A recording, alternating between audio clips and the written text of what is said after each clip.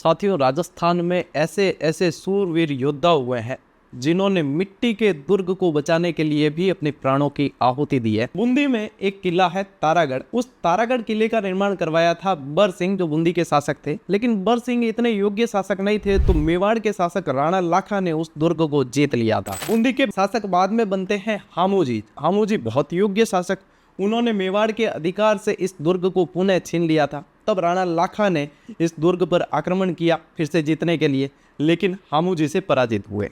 अब राणा लाखा अपने मन में एक टीस सी लेके मेवाड़ आते हैं और अन्न जल त्याग देते हैं कि मैं जब तक तारागढ़ दुर्ग को जीतूंगा नहीं वापस, तब तक अन्न और जल ग्रहण नहीं करूंगा। अब मेवाड़ से बूंदी की दूरी 96 किलोमीटर है।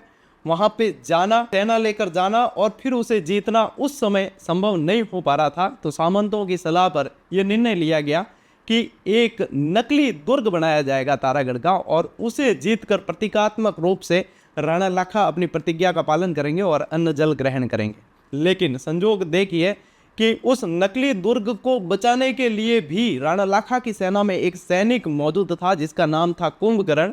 हाड़ावंशी वह सैनिक था, उसको कुंभा हाड़ा के नाम से जानते थे।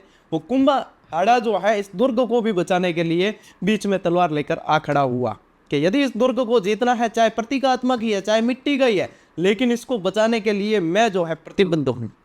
उस सूरवीर योद्धा ने मेवाड़ की सेना के सामने अपने प्राणों की आहुति दी और उसके बाद में राणा लाखा ने उस दुर्ग को जीतकर अन्न जल ग्रहण किया। तो राजस्थान की जो ये धरा है ऐसे ऐसे सूरवीरों को जन्म दे चुकी है।